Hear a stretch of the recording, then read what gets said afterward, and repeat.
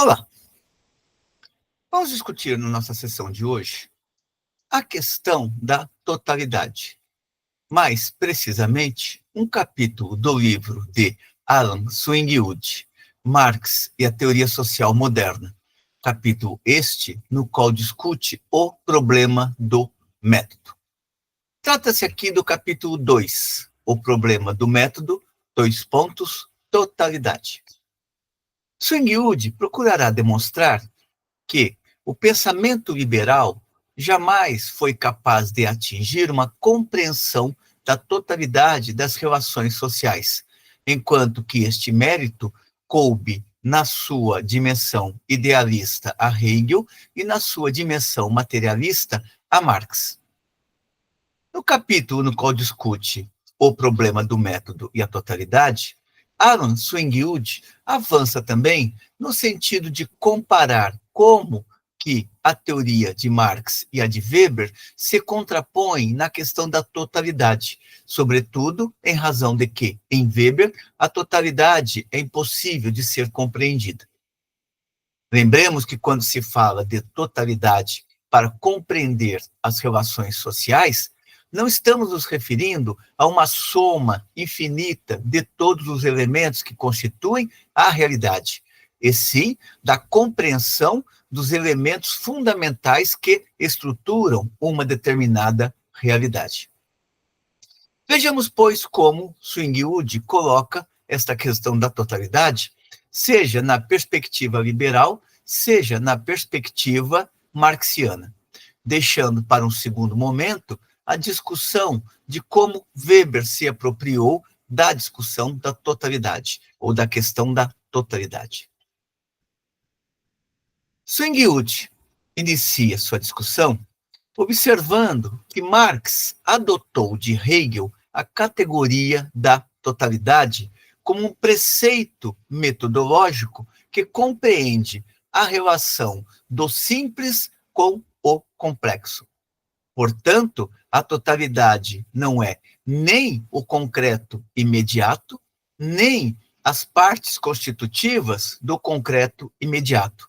A totalidade, ela não é nem aquilo que à primeira vista se apresenta aos nossos olhos quando olhamos para a realidade, e muito menos uma das partes constitutivas desta realidade que estamos vendo. Nesse sentido, isolar qualquer um dos elementos que estruturam uma determinada realidade não nos fornece a compreensão da totalidade social. Esta questão é extremamente importante, uma vez que o pensamento sociológico contemporâneo tem priorizado se deter nas partes em detrimento da análise da totalidade. Neste sentido, o pensamento sociológico contemporâneo se debruça a estudar movimentos sociais descolados da estrutura, questão racial descolada da estrutura, questões identitárias descolada da estrutura, questões feministas descoladas da estrutura.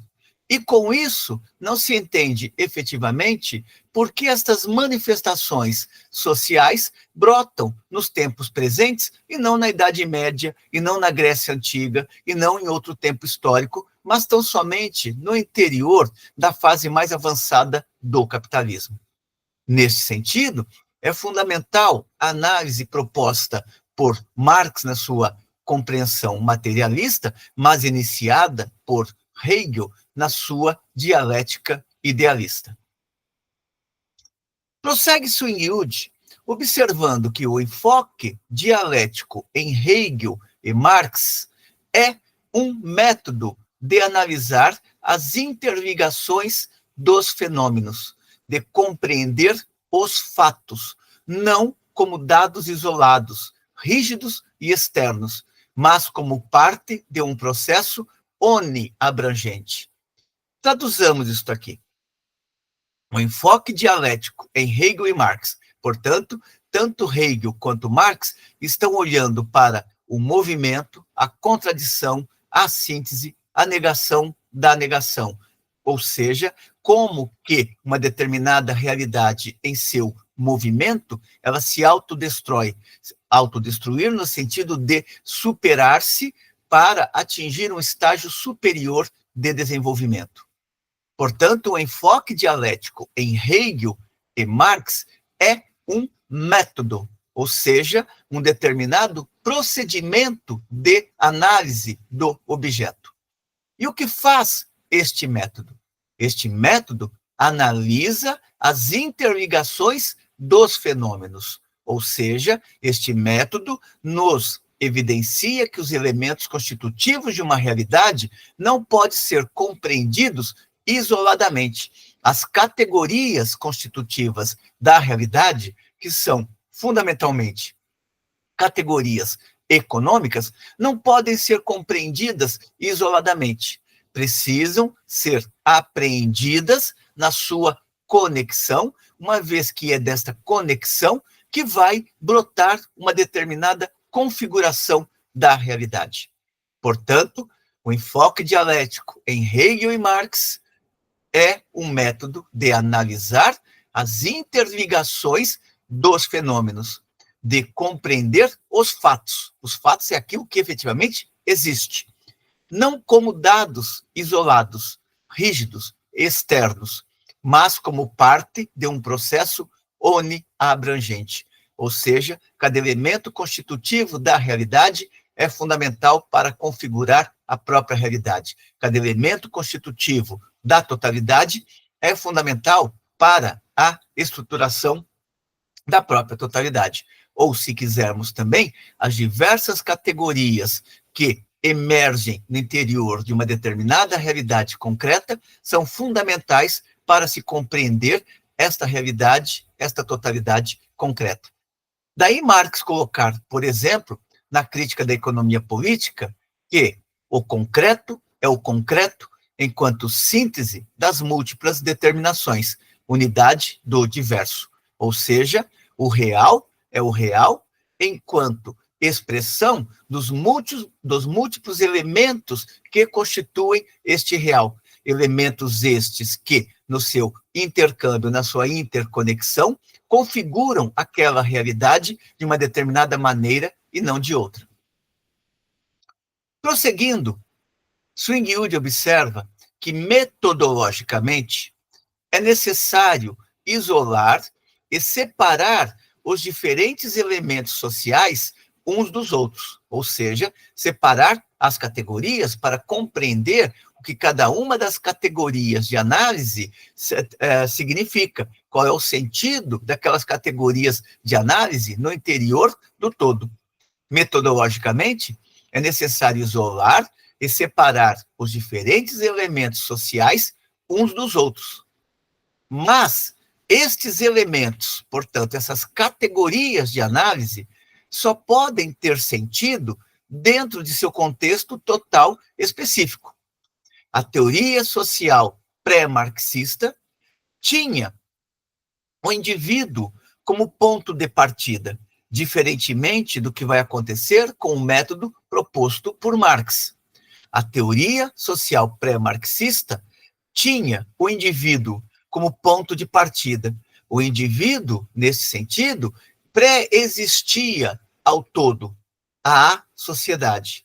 A teoria da sociedade do contrato, por exemplo, supõe um indivíduo pré-social que, através de uma alquimia miraculosa, é capaz de calcular os benefícios de juntar-se à sociedade. Ou seja, antes de existirem as condições para que os indivíduos estabelecessem relações sociais, os indivíduos acabaram se unindo e, a partir daí, é que produziram as condições para a existência da sociedade. Portanto, seriam as vontades individuais preexistindo às condições objetivas. As condições objetivas entram apenas como pano de fundo, uma vez que prevalece a vontade individual para constituir a sociedade. E prossegue Swingyud. No mesmo caminho vai o utilitarismo. O utilitarismo começa do indivíduo e postula um conhecimento para ajudar a maximizar a felicidade. Sendo o indivíduo o ponto de partida, a teoria social burguesa tinha o efeito de tornar o homem um ser não social, puramente egoísta, cujos apetites só podiam ser refreados por meio de alguma regulação externa. Sempre vai prevalecer no interior do pensamento burguês não a análise da totalidade, e sim tomar a parte pelo todo, de tal modo a tentar explicar o todo pela parte. Tendo analisado, portanto, a sociedade do ponto de vista do indivíduo, a teoria social burguesa encontrava grande dificuldade em abrir caminho para o conceito de totalidade. Uma vez que o indivíduo é parte de um todo pré-existente, só adquire importância em termos de suas relações com outras partes e com o todo. Portanto, enquanto a teoria burguesa estava presa ao indivíduo e não saía da dimensão do indivíduo, o que a teoria marxiana procurará demonstrar efetivamente com o método dialético é que estes indivíduos são produtos de determinadas relações sociais de produção. Neste sentido, os indivíduos não pré-existem a estas relações sociais de produção, e sim são a expressão destas mesmas relações. Sang-Yud vai observar também que o método que reproduzia a superfície da vida social, sem investigar mais profundamente o movimento interno que determina a estrutura social e a história, termina sempre com leis universais abstratas, aplicáveis a todos os homens em todas as sociedades. Por outras palavras, se não se sai da superficialidade da vida social, tal como ela se manifesta em um primeiro momento aos nossos olhos, isto é, se não transcendemos a dimensão do fenômeno, ficamos sem poder investigar mais profundamente o movimento interno que determina a estrutura, ou seja, sem as condições de realizar a análise imanente da própria realidade. Não se explica, por exemplo, o capitalismo por determinações subjetivas. E sim, é possível de se compreender o capitalismo, o modo de produção capitalista, ou o modo de produção feudal, ou o modo de produção escravista, ou o modo de produção comunal primitivo, e ainda o modo de produção comunista moderno, só é possível de serem compreendidos se analisarmos internamente os elementos categoriais constitutivos desta realidade. Se isolarmos qualquer um dos elementos constitutivos de uma determinada realidade, universalizando-os, torna-se impossível compreender a realidade.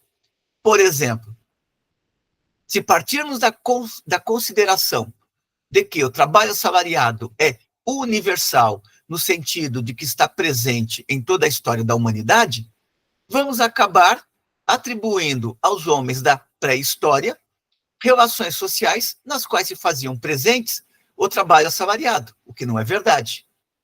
Se formos considerar, por exemplo, que a mercadoria ela atravessa toda a história da humanidade, isto vai querer dizer que, dentro das relações de produção comunais primitivas, também já tínhamos a mercadoria. Portanto, em vez da mercadoria ser um produto histórico do desenvolvimento das relações sociais de produção, vamos tornar a mercadoria como um ente praticamente natural no interior da história da humanidade. É por isso que o método que reproduzia a superfície da vida social, sem investigar mais profundamente o movimento interno que determina a estrutura social e a história, terminava sempre com leis universais abstratas, aplicáveis a todos os homens em todas as sociedades. Sang-Yud observa ainda que, ao explicar a sociedade, não é possível começar a partir da consciência do indivíduo com relação a isso. Portanto, não é a consciência que explica o existente, e sim o existente que pode explicar as formas de consciência.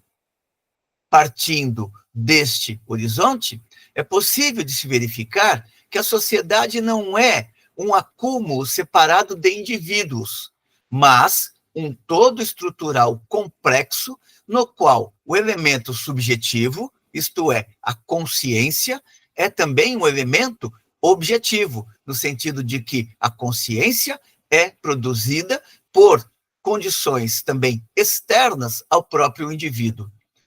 No sentido também de que estes indivíduos têm consciência de si e consciência do mundo, e que, ao tomar consciência deste mundo, percebem que este mundo pré-existe a eles. Podemos esquecer, por exemplo, ou recusar a existência da realidade, só que a realidade existe. Ela tem uma manifestação objetiva.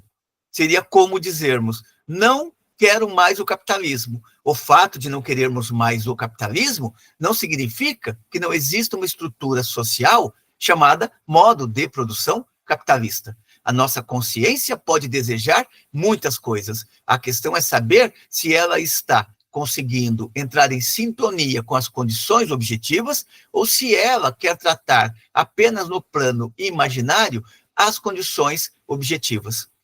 Isso não quer dizer também que as condições objetivas atuem mecanicamente sobre a consciência subjetiva.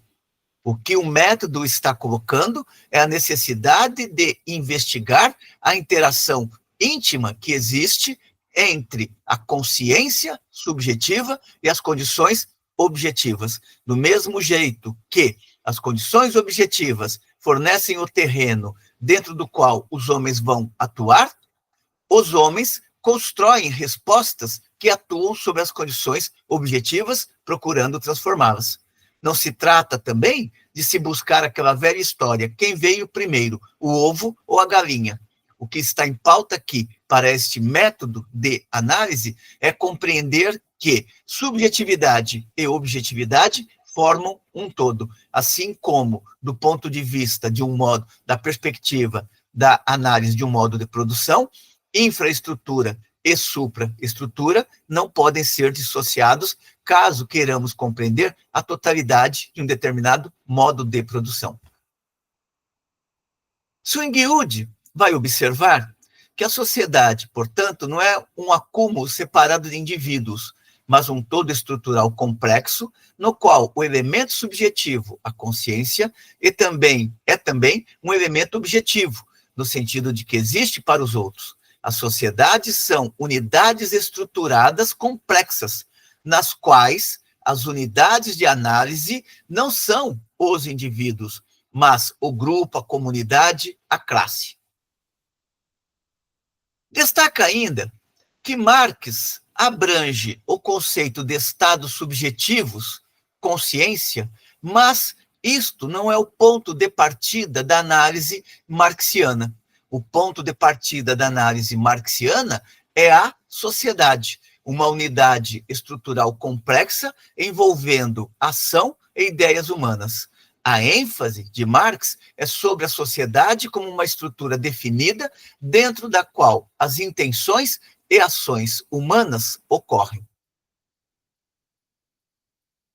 Prosseguindo em sua reflexão, Swingyud irá considerar que basear a filosofia no indivíduo leva à fragmentação e perda da unidade. Por outras palavras, conduz a uma investigação essencialmente subjetivista. Portanto, basear a filosofia no indivíduo leva à fragmentação e perda da unidade.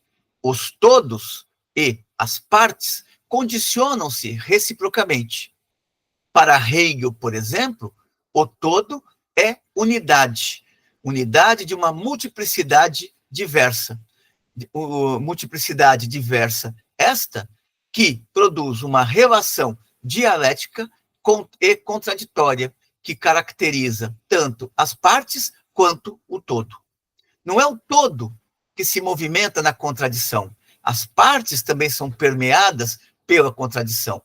Mas, se as partes forem entendidas isoladamente, não se entende a contradição no todo. E se o todo for analisado apenas na sua dimensão fenomênica, não se compreende também o caráter contraditório que marca os diversos elementos constitutivos da realidade, portanto, as partes, aqueles elementos que também estão em movimento.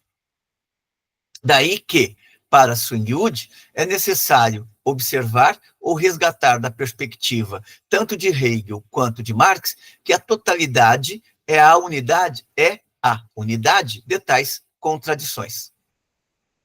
Swingyud destaca que o conceito de totalidade, o que seria mais preciso seria dizer a categoria de totalidade, a categoria de totalidade não foi inventada por Hegel. Já Adam Smith, no seu estudo A Riqueza das Nações, estabeleceu a compreensão da sociedade em termos de um todo que domina suas partes componentes. Estabeleceu também as inter-relações entre os diferentes ramos da produção, da divisão do trabalho e a estratificação social da família, da religião, entre outros elementos.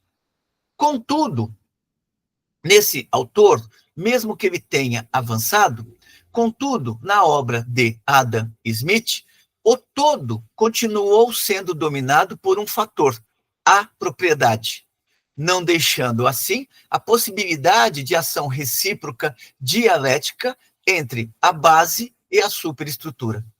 Desse modo, Adam Smith conclui que a mudança social ocorre somente através das consequências não premeditadas das ações dos indivíduos, e não como resultado das contradições inerentes dentro do próprio sistema.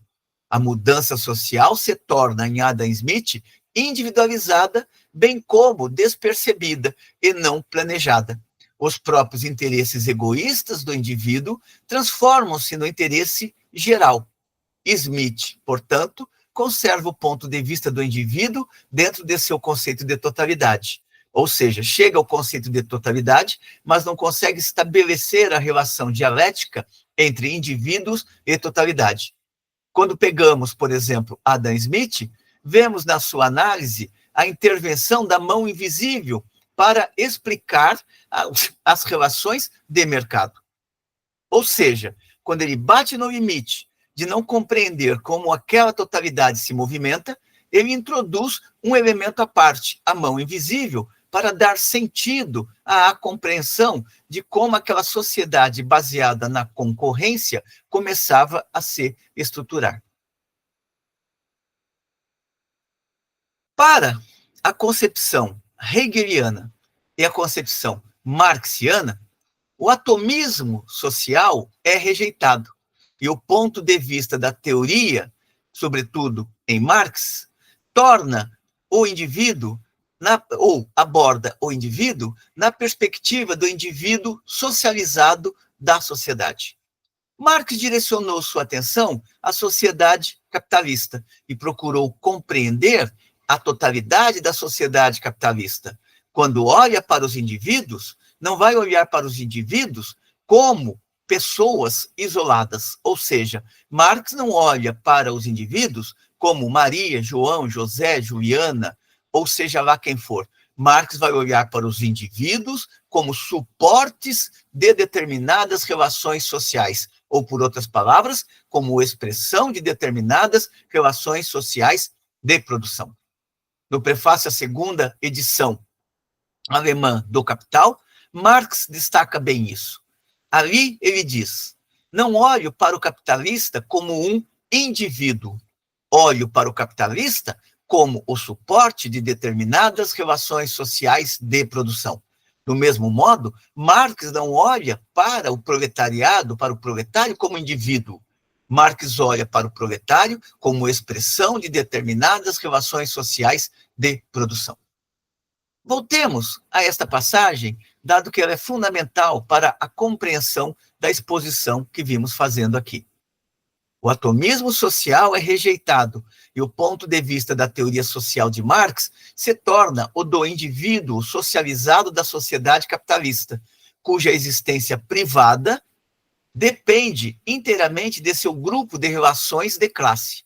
O indivíduo existe apenas como parte de um todo: família, grupo ocupacional, classe. Tanto a sociedade quanto o indivíduo devem ser compreendidos e analisados desta perspectiva.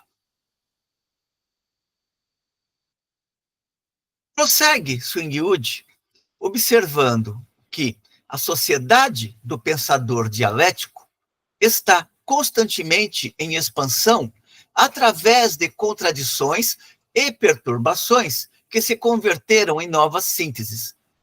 Estas sínteses são o ponto mais elevado do desenvolvimento de uma determinada realidade social.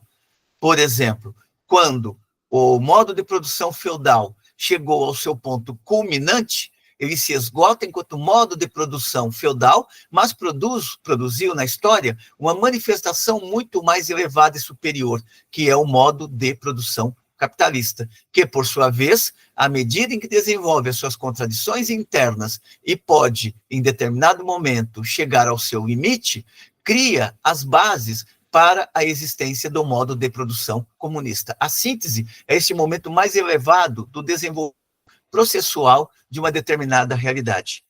Portanto, a sociedade do pensador dialético está constantemente em expansão através de contradições e perturbações que se converteram em novas sínteses. Uma totalidade, portanto, nunca está imóvel, mas se acha sempre num estado constante de tensão entre as partes e o todo, entre as categorias constitutivas daquela realidade e a forma de manifestar-se daquela realidade. Para Marx, o conceito de totalidade abrange as instituições sociais, econômicas e políticas, bem como todas as formas de ação social, e existe sempre um equilíbrio tenso entre a consciência, portanto, a subjetividade, e a estrutura social, isto é, a objetividade. A totalidade de Marx é do tipo que acentua o papel da praxis humana, a ação mediada pelo pensamento. A totalidade de Marx é do tipo que acentua o papel da praxis humana, da consciência social, dos homens que transformam o mundo social, e são essas ações, quando tomam a forma revolucionária, portanto transformadora, que entram em conflito com as instituições econômicas e políticas. Para Swingyud, o fato isolado só tem significado dentro da análise dialética, em particular dentro da análise marxiana. O fato isolado só tem significado dentro do contexto do todo, do qual forma uma parte inseparável. A análise dos fatos só é significativa em termos de mediação e de sua relação com os todos. Os todos aqui seriam os diversos modos de produção. O que Swingyud quer dizer com isso? Ele quer dizer que para compreender uma determinada relação social, é necessário olhar para os elementos categoriais constitutivos desta relação social. Estes elementos constitutivos são os elementos mediadores, ou seja, a realidade não se dá a conhecer de imediato. Não basta olharmos para a realidade para afirmarmos que sabemos o que é a realidade. É necessário descer para o plano das mediações que constituem esta realidade, ou seja, das categorias econômicas que constituem esta realidade. E quando falamos categorias econômicas, é porque as categorias fundamentais são aquelas ligadas às relações sociais de produção. Neste sentido, o que Marx expressa é que a análise dos fatos só é significativa em termos de mediação e de sua relação com os todos. Os fatos, ou seja, o existente nos seus diversos momentos, não são coisas concretas, ou seja, coisas que se evidenciam de imediato, dadas imediatamente, mas existem dentro da totalidade específica das relações e instituições sociais humanas, e são mediados pela consciência e pela praxis humana. Quando Swingyud está dizendo que os fatos não são coisas concretas, ele apenas está procurando indicar que o existente não se dá a conhecer de imediato. É importante observar que o concreto, ele pode existir sob duas formas básicas. Ele pode existir sob a aparência de que aquilo que estamos vendo traduz aquilo que a realidade é, mas também na sua existência efetivamente real, ou seja, aquilo que estamos vendo não coincide com aquilo que efetivamente aquela realidade é.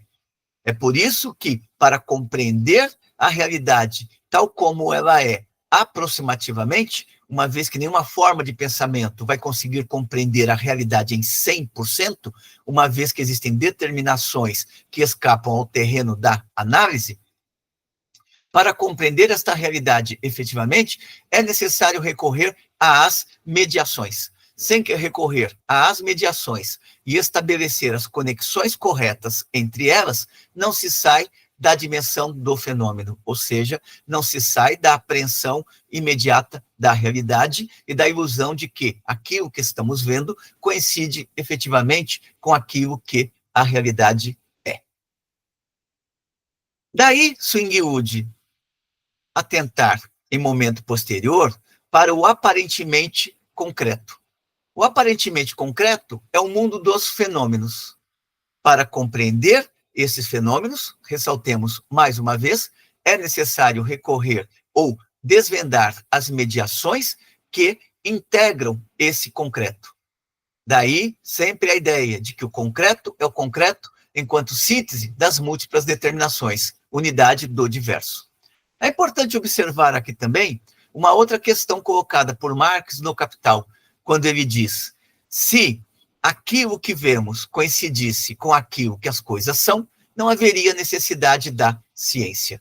Isso significa que fazer a ciência do objeto implica aprender os elementos categoriais constitutivos do objeto e como estes elementos categoriais estão interrelacionados entre si, de tal modo a constituir aquela determinada totalidade social.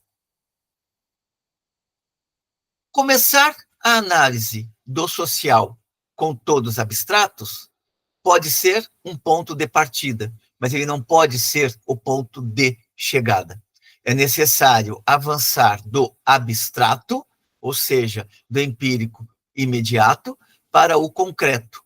E fazer isso implica fazer um percurso no plano do pensamento, no qual se sai do geral para o particular, voltando depois do particular para o geral, só que dessa vez sob a forma de concreto pensado, ou seja, realidade que está sendo abordada à luz dos seus elementos categoriais constitutivos, de tal modo que se torna possível explicar o que aquela realidade é em seus traços mais fundamentais.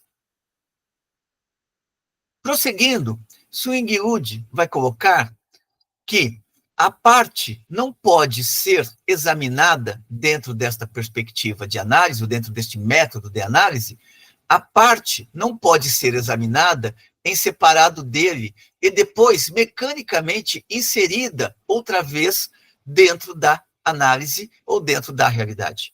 Portanto, quando falamos de categorias estruturantes, é importante observar que estas categorias não são invenção do pensamento. Elas existem no interior daquela totalidade concreta. O que o pensamento faz é aprender essas categorias. Pensemos, por exemplo, para tornar mais claro, o ponto de partida de Marx. Marx, no Capital, coloca: à primeira vista, a sociedade aparece como uma imensa quantidade de mercadorias. Ou seja, o nosso olhar imediato produz, no plano da nossa consciência, a ilusão de que a sociedade ela é apenas constituída por coisas, mercadorias. Feita esta primeira observação, Marx começa a dissecar a mercadoria e mostrar quais são os elementos constitutivos da mercadoria. Trabalho, força de trabalho, valor de uso, valor de troca, valor. Portanto, é a partir da apreensão destas categorias constitutivas da mercadoria, que já é ela mesma uma categoria de análise, que Marx poderá desvendar o sentido da mercadoria no interior do modo de produção capitalista. Daí que a parte não pode ser examinada em separado dele e depois mecanicamente inserida outra vez dentro da análise. Nenhuma categoria por si mesma, ou seja, tomada separadamente, é suficiente como ponto de partida para análise sociológica adequada. Relações concretas só são concretas dentro do contexto de um todo, uma totalidade, portanto. Os fatos empíricos, aqueles percebidos de imediato pelos nossos órgãos do sentido, os fatos empíricos devem ser integrados num todo ou permanecem abstratos, ou seja, puras generalidades que nada explicam. Os fatos empíricos devem ser integrados num todo ou permanecem abstratos, superficiais e, teoricamente, enganadores. O conhecimento abstrato da parte, determinados fatos, só pode tornar-se concreto, então, através do estudo de sua relação com outras partes e com o todo. Daí que, metodologicamente, é errado começar a análise social a partir dos fatos isolados e imediatamente reconhecíveis. Lembremos que, quando Marx, na parte do método, na crítica da economia política, vai mostrar por que a economia burguesa não avançou, ele coloca: a economia burguesa tende a se apropriar de categorias de uma maneira abstrata. A população, a família, os grupos, mas não consegue evidenciar o que se esconde por debaixo destas categorias abstratas mais gerais.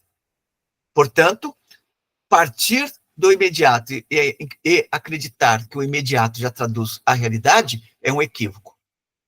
Metodologicamente, isso significa que é errado começar a análise social a partir de fatos isolados e imediatamente reconhecíveis, porque eles pressupõem uma sociedade específica, uma estrutura econômica específica, etc., da qual os grupos formam parte necessária. Lembremos, mais uma vez, a crítica da economia política.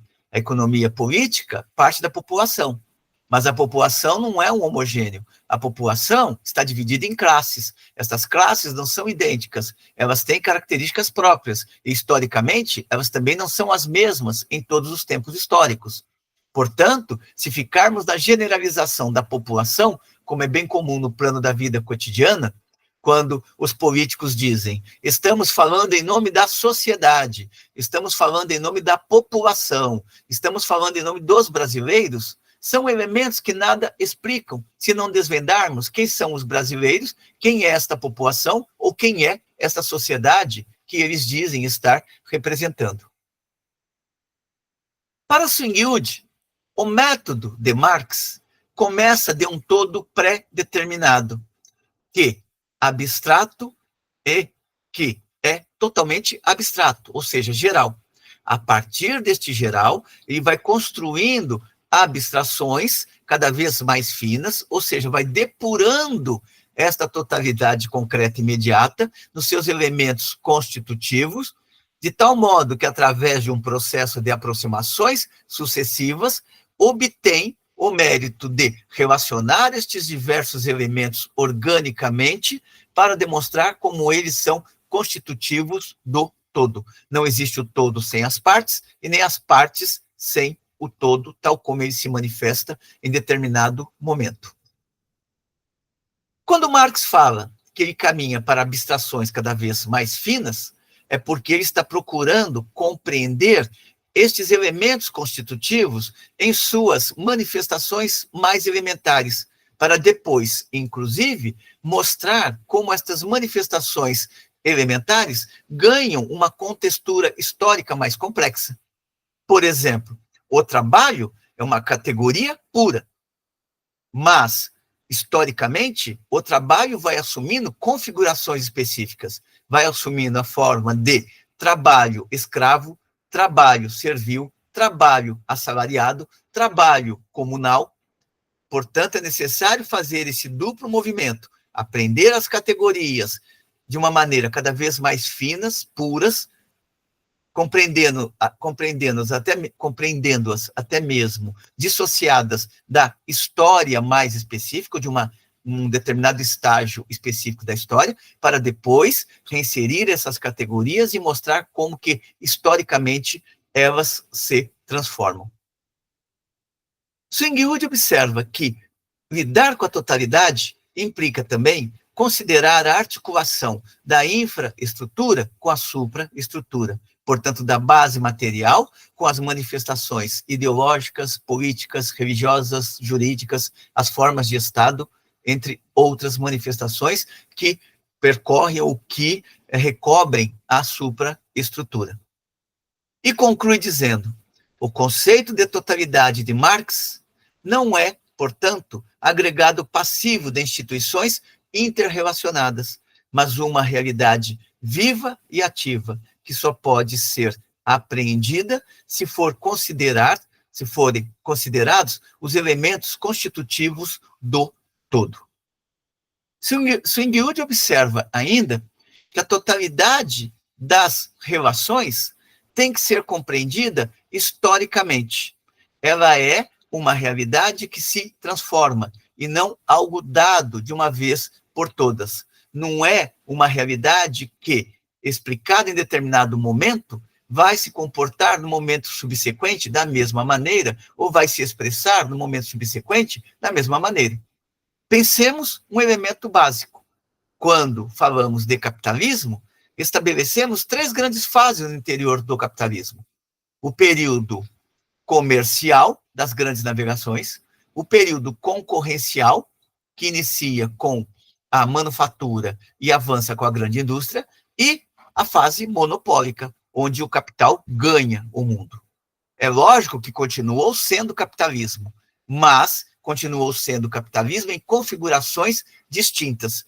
Estas configurações distintas guardam os seus elementos categoriais básicos, mas não dá para dizer que o capitalismo monopólico, ele tem os mesmos elementos que tinha o capitalismo concorrencial. É uma forma social muito mais complexa, com categorias, com novos elementos que precisam ser aprendidos pelo pensamento, a fim de se poder compreender qual é a especificidade do capitalismo naquele momento e as possibilidades de resposta àquela forma assumida pelo capitalismo naquele determinado momento.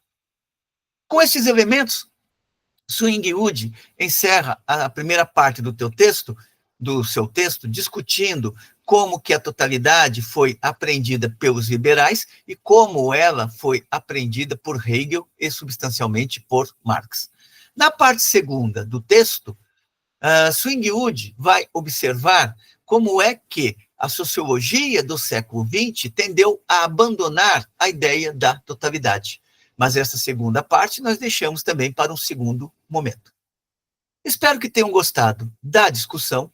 Como sempre, encaminhem suas considerações positivas ou negativas, a fim de que possamos continuar contribuindo cada vez mais com as jovens gerações de estudantes, pesquisadores e de trabalhadores que buscam conhecer a concreticidade desse mundo, não apenas na sua dimensão fenomênica, e sim na sua configuração estrutural. Até uma próxima.